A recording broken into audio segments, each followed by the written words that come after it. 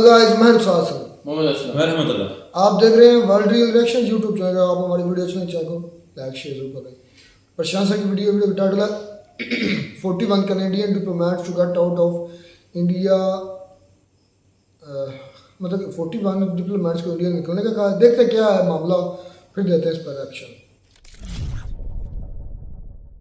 नमस्कार and welcome you to world affairs. मैं हूं प्रशांत धवन। नाउ रिसेंटली आप लोगों ने ये न्यूज़ सुनी होगी कि इंडिया ने कनाडा को ये कहा है कि 41 अपने जो कनेडियन डिप्लोमेट्स हैं जो दिल्ली के कनेडियन हाई कमीशन में हैं, इन्हें वापस कनाडा में ले जाओ, gate out of here. Now again ये रिपोर्ट्स हैं, ऑफिशियली अभी तक इस पर कोई गवर्नमेंट डॉक्यूमेंट सामने नहीं आया, मगर बहुत सारे मीडिया आउटलेट्स ये रिपोर्ट कर रहे हैं कि इंडिया कनाडा टेंशंस लगातार बढ़ती जा रही है। New Delhi tells Ottawa, Ottawa capital है कनाडा की। कई लोग सोचते हैं कि मॉन्ट्रियल है या कुछ और है, नहीं, it is Ottawa.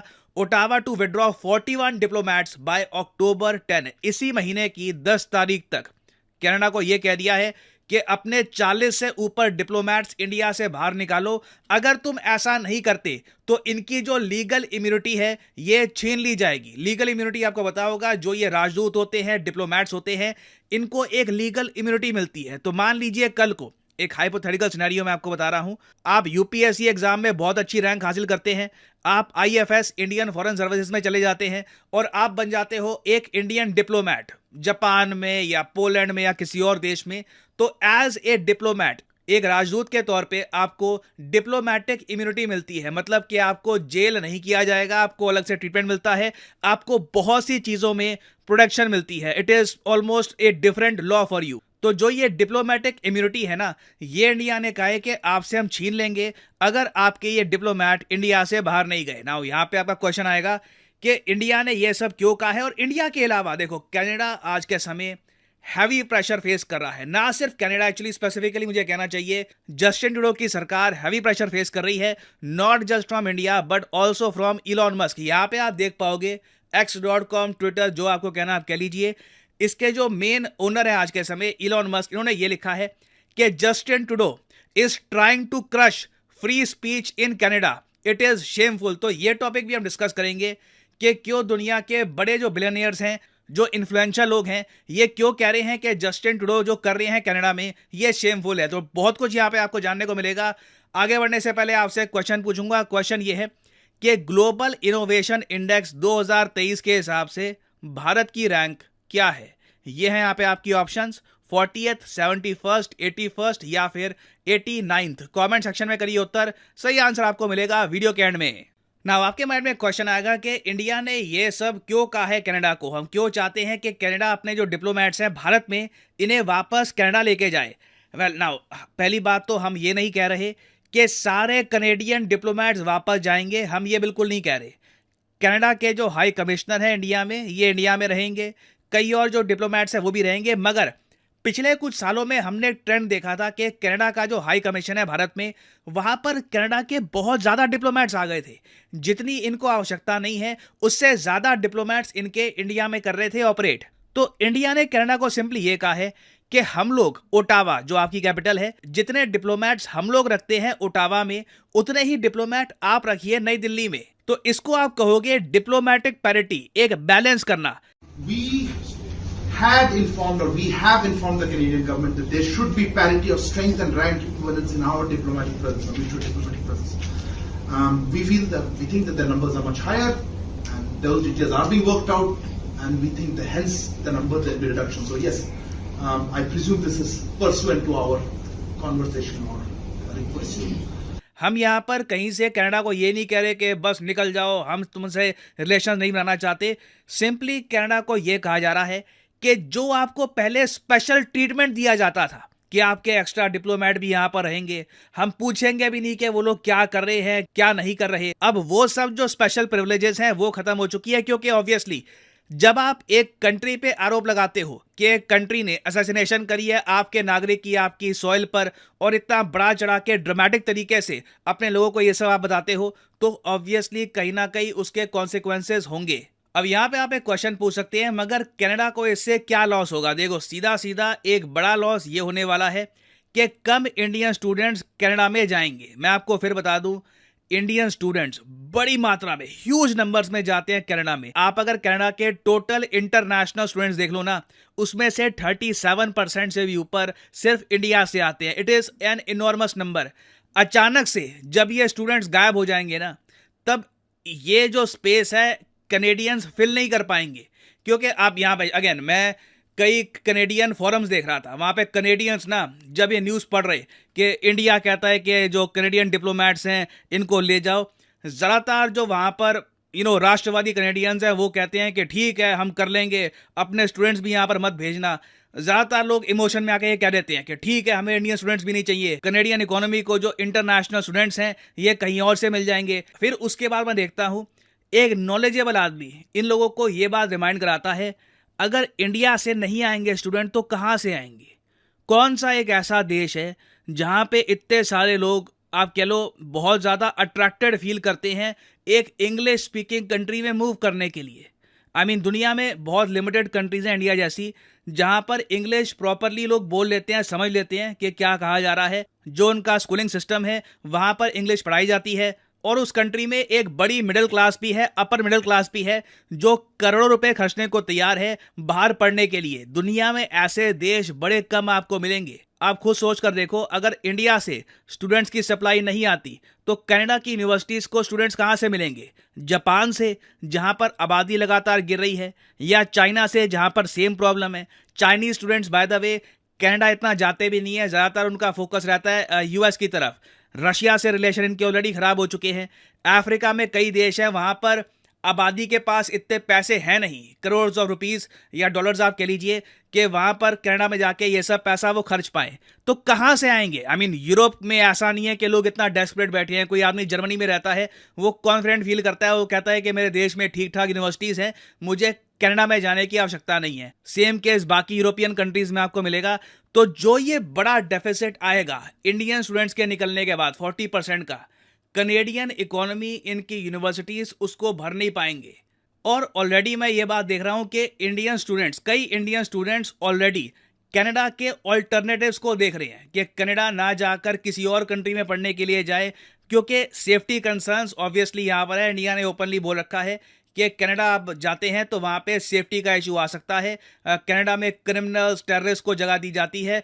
It is a safe haven for terrorist. तो इंडिया की सरकार ने ऑन रिकॉर्ड ये सब कह दिया है, और साथ में अब डिप्लोमेट्स भी कम कर दिए हैं। तो जो इंडियंस के लिए वीज़ा प्रोसेसिंग होती थी कनाडा में, उसकी स्पीड में भी कटौती आएगी। तो बिल्कुल मैं साफ साफ देख पा रहा हूं, जो billions of dollars Indian students सीधा कनाडा की इकोनॉमी में पंप कर रहे थे, ये आने वाले समय में ऐसा नहीं होने वाला। जस्टिन ट्रूडो ने कनेडियन इकोनॉमी का लॉन्ग टर्म में बड़ा लॉस कर दिया है। हाँ, कई रेसिस्ट लोग आपको मिलेंगे कनाडा में, वो कहेंगे अच्छा हुआ नहीं आए, बाहर के लोग आ रहे थे, हमारा देश बच गया। बट जब इनको रियलाइज होगा कि ऑल्टरनेटिव क्या है, इंडियन स्टूडेंट्स अगर नहीं तो फिर कहाँ से आएंगे स्टूडेंट्स, तब आप देखोगे इन्फ्लेशन जब यहाँ पर बढ़ेगी, मैन पावर की कमी आएगी, they will feel the pen.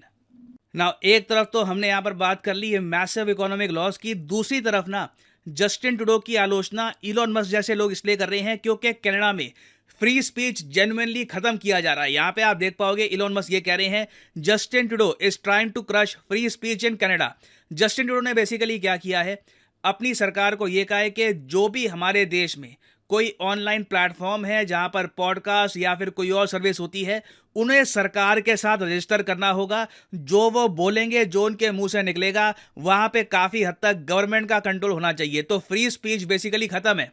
ये इंडिया में हो रहा होता ना, जस्टिन ट्रूडो ओपनली इंडिया की आलोचना करते। तो अगेन देखिए, कनाडा के लिए ये अनफॉर्चुनेट है कि इनका लीडर इस वक्त ऐसा है जो बाकी कंट्रीज के साथ रिलेशंस खराब कर रहा है, कनाडा की जो इमेज है ये खराब कर रहा है।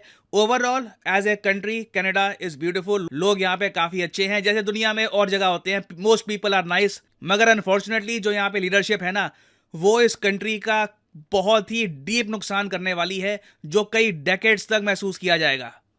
और फाइनली वापस आते हैं अपने क्वेश्चन की तरफ कि इंडिया की रैंक क्या है ग्लोबल इनोवेशन इंडेक्स 2023 में। तो सही उत्तर यहाँ पे है option A, 40th is the right answer. यहाँ पे आप देख पाओगे इंडिया। तो जी वीडियो हो गई ख़त्म। मैं जब वीडियो देखी नहीं थी तब तो मुझे ऐसी फील हो रहा था कि इंडिया ने ना ये कहा होगा, मैं सोच रहा था ऐसा कि जितने डिप्लोमेट्स हैं कि अपना बोरिया बिस्तरा गोल करो, ये जो उनकी टेंशन चल रही हैं और सारे के सारे निकल जाओ। लेकिन ऐसा नहीं था। प्रशांत साहब ने डिटेल में बताया कि वो चाहते हैं इक्वल, जितने इंडिया के डिप्लोमेट उधर कनाडा में काम कर रहे हैं, इतने ही कनाडा के डिप्लोमेट जो है वो इंडिया में काम कर रहे हैं, दिल्ली में, इससे ज़्यादा नहीं। तो ये बात तो सही है। वो कह रहे थे कि वो जरूरत से ज़्यादा आ गए थे डिप्लोमेट। वो करने क्या आए थे, क्या मकसद था? एक और उन्होंने टर्म बताई है इम्यूनिटी मतलब कि जिस तरह लीगल इम्यूनिटी, इस तरह का बड़ी टर्म्स आज सीखने को मिली। ये भी चीज़ें अच्छी हैं कि साथ साथ चीज़ें भी बड़ी। एक वो जो पेनल्टी इस तरह को लफ्ज़ बोल रहे थे जिसको इक्वलाइज डिप्लोमेट करना कहते हैं, वो मेरे जहन में नहीं आई। तो वो मतलब कि ना इक्वलाइज करना चाहते थे। लेकिन बात यह है कि अगर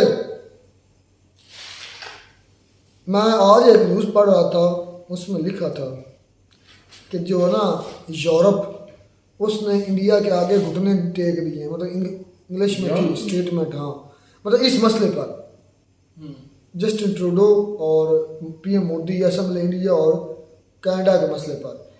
जो यूरोप है ना, उसने खुल्लम खुल्ला तकरीबन सारे यूरोप में जस्टिन ट्रूडो की बजाय पीएम मोदी का मतलब साथ दिया है। साथ देने का मतलब यह है कि उस पर सवाल उठाए जा रहे हैं जस्टिन ट्रूडो पर, और वो सबूत नहीं दे पा रहा, जिसकी वजह से उसके पूरी यूरोप में भी उसकी बदनामी हो रही है, उसकी क्रेडिबिलिटी कम हो रही है और मोदी साहब की क्रेडिबिलिटी बढ़ती जा रही है सिर्फ एक बयान की वजह से।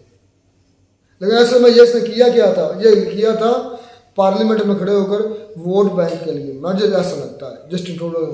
अदरवाइज ये, और जो एलोन मस्क ने कहा, एलोन मस्क तो दीवाना है भाई पीएम मोदी का। एलोन मस्क ने कहा कि shameful, crush the free speech, मतलब कि वो फ्री स्पीच जो कर रहे हैं ना, उनको वो नहीं उधर करने दी जाएगी। इनके उनका किसी ना किसी जरिए से ना गवर्नमेंट के साथ लिंक होना चाहिए, ताकि वो जो भी स्पीच वगैरह करें उनको पता होना चाहिए कि ये कौन सा ऑनलाइन। इस तरह तो पाकिस्तान का अगर करें, जितने पाकिस्तान में चैनल्स हैं या यूट्यूब के लिहाज से या हम हैं, तो भाई हम तो दूसरे दिन ही उठाया जाए, उसी दिन ही उठाया जाए, उसी दिन उठाया जाए। जिस तरह हमने बोला हुआ है अपने इदारों के खिलाफ, हमारे ऊपर डायरेक्ट दहशतगर्दी और गद्दारी का मुकदमा लगेगा, जिस तरह आप खान पर लगा। मैं लगाता हूँ हम पर लगे, लेकिन पहले उन पर भी लगेगा ना जो मुल्क के खिलाफ, जो मुल्क को खा रहे हैं, फिर उन पर लगे तो हमें भी लगे तो हमें कुछ भी नहीं। हम भी भाई उन्होंने खाया है, बोला थोड़ी है, हमने खाया नहीं है, बोला है कितना कुछ। उन्होंने भी सच बोला ना यार, उनको उठा लिया गया, ये खान के साथ अच्छा, सामने चूंटी के बराबर।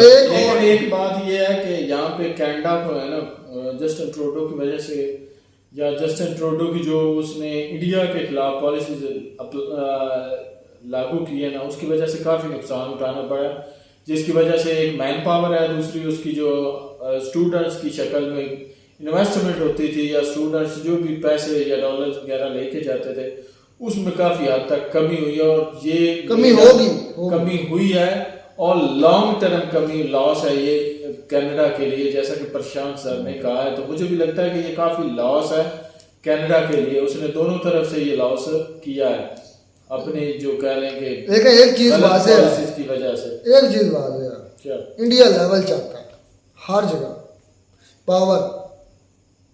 उन्होंने कहा जितने हमारे उधर गए हैं उतने इधर रखो, ज़्यादा को हम नहीं देंगे। ये प्रोटोकॉल जो नाम से दिया जाता है, और ये भी हो सकता है आने वाले दिनों में ये भी निकाल दें, हो सकता है। जिस तरह वो उनको डांट पड़ी थी, वो जो डिप्लोमेट उनका आया था, एम्बेसडर आया था इंडिया के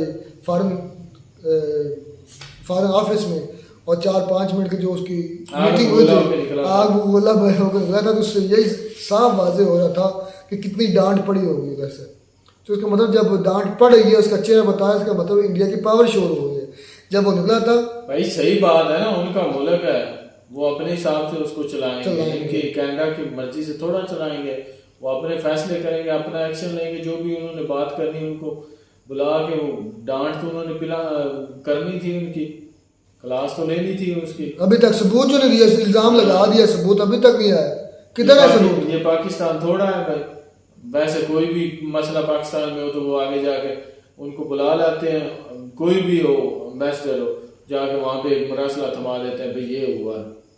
मरासले से थोड़ी बात होती है। डिफरेंस है, बहुत डिफरेंस है। इंडिया बहुत आंखों में आंखें डालकर और पाँव पर खड़े होकर जोर डाल के बातें करता जिंदा है। कौमें होती हैं या जो कंट्री एक अपने लेवल पे खड़ा हो ना, वो ऐसे ही करता है। खैर, जैसे इंडिया का- मिलता है नई वीडियो में, तब तक दीजिए इजाजत। अल्लाह।